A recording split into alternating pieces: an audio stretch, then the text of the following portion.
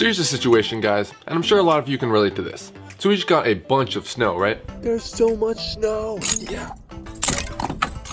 You got a bunch of snow and you want to go skiing. If you're a kid checking that snow day calculator the night before, even if it's not a snow day, you're up so late anyways, you're gonna sleep through your alarm. If you're a college student, you weren't going to that class anyway, let's be honest. If you have a job, you just invite your boss to go skiing with you. Point is, you're going skiing. But then you get hit with that $100+ lift ticket. Insane. And they won't accept any amount of ice I give them. Probably because it was a half melted snowball, but still. Now I'm gonna be honest, I really only came for the waffles. So here's how it's gonna go down. We need another option. Now you could go snowshoeing. Yeah, I'm passing on that one too. It's essentially just more difficult walking. Now you could go cross-country skiing. You don't need a hill for that now, do you? Well, don't be fooled. I know this seems physically impossible, but I swear there is always more uphill than downhill. I don't know how they do it. So guys, looks like we're gonna have to make our own chairlift. Now some of you guys may remember over the summer, I did some projects with a giant fan. Put it on a boat, put it on a bike, super fun, but then it ended up freaking attacking me. It's my biggest fan too. So sad. Kind of left it on a bad note with that one, but I don't think the design itself is really stupid. Like, people have paramotors all the time, which is basically what I made. The only problem was the cage itself was not nearly strong enough, so it like indented and my arm got pulled a weird way into the thing. You guys know the story. But before I rip this thing apart, because I'm actually making a human-sized drone, I want to do one last project with this, just so we end on a good note. And to make sure I don't slice off my other arm, I'm going to reinforce the crap out of this cage, and then we're gonna put it on some skis so we don't have to pay that pesky lift ticket.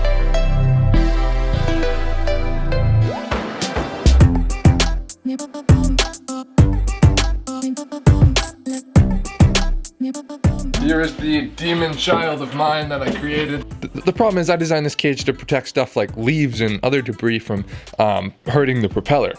So all I used was like this flexible tubing that can indent pretty easily, and I didn't make the cage wide enough so you can easily just press in and the blade will hit it. Big mistake. Didn't even think my arm could bend that way. So right over here is where the damage occurred. You can probably still see a little bit of my blood on there. So we need to reinforce the crap out of this cage. So let's swap out this flimsy tube for some metal.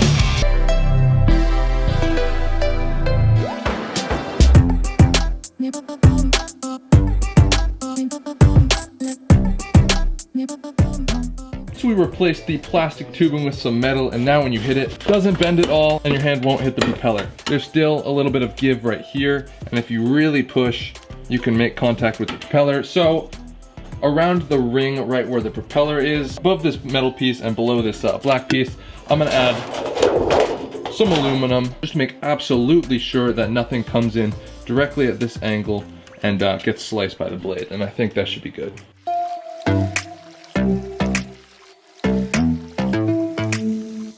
Here is what I have done so far. There's really no way my hand can get anywhere near this if I swing it at it, unless I'm going full-on karate with this. But the current plan is to not actually put this on my back so I can bail at any time. We're going to actually mount it to a stool like this and put some skis on the bottom of the stool. And that, ladies and gentlemen, is how to make your very own chairlift.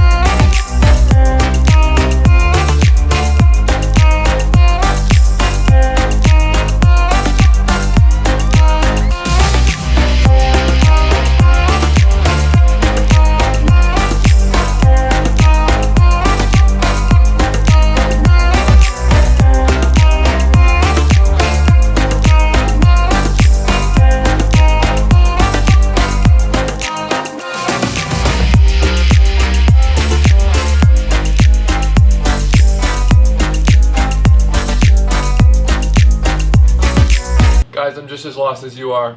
I don't even know what this thing is. Like, what do you even call this thing? Get a look at it though. Oh yeah, tips up. All right, let's do a little bit of testing. Let's try turning this on. I should say I am terrified of this thing for good reason too. Oh, the sound of my nightmares right there.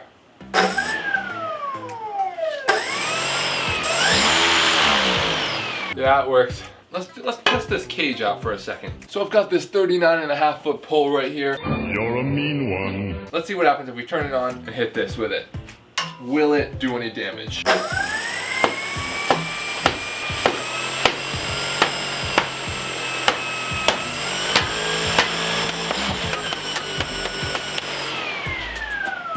Okay, well that's a good sign.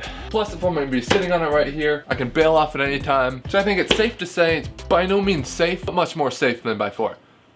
That's a tongue twister. Safe to say it's by no means safe, but much safer than before. So still don't ever try anything like this. I just feel like we have to end on a good note with this thing before I rip it apart and put it in my giant drone project I've got going over there. So this, ladies and gentlemen, is how to avoid paying for lift tickets. Of course, you do have to buy like a couple $100 electric motor, but that's irrelevant. Just don't think about it too much.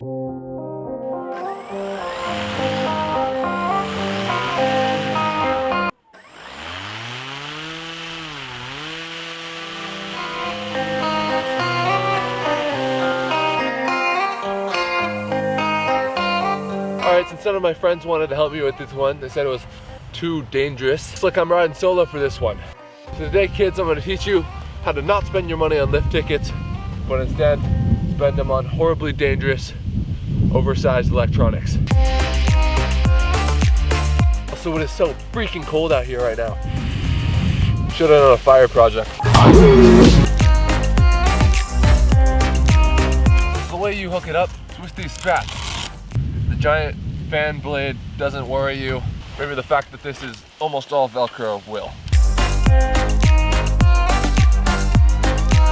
See if we let this thing go. And what's the worst that could happen?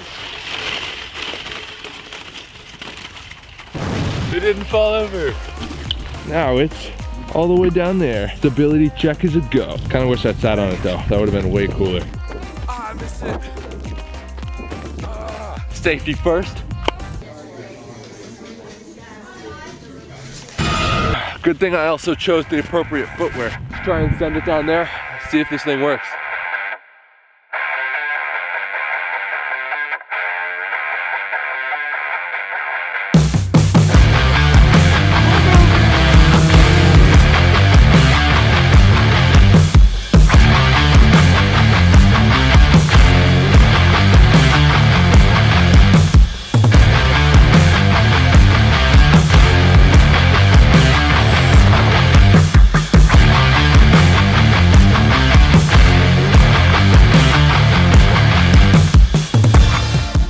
The drone hit a tree.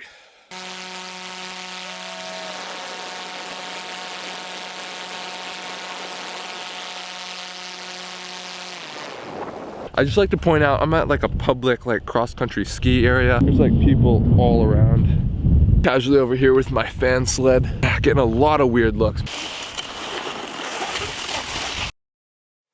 Alright guys, now the hill test. See if this is a suitable chairlift replacement. Hill over there. Let's get it.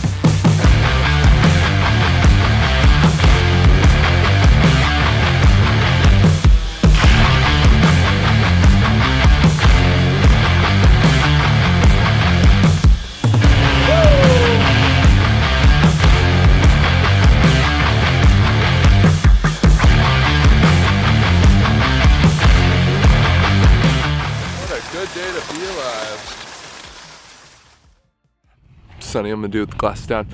Alright guys, well that about wraps up this video. If you did like it, remember to like, comment, subscribe, all the classic YouTuber stuff. And definitely follow me on Instagram because I can't feel half my mouth because it's so freaking cold outside. No, but make sure to follow me on Instagram though, because I've been posting a lot of behind the scenes stuff, especially with my flying drone project. Like, you don't want to miss out on that. So definitely go follow me there at Jlaservideo. I'm gonna go inside now because I can't feel half my foot. But thank you guys very much for watching, and I will catch you in the next one. Peace.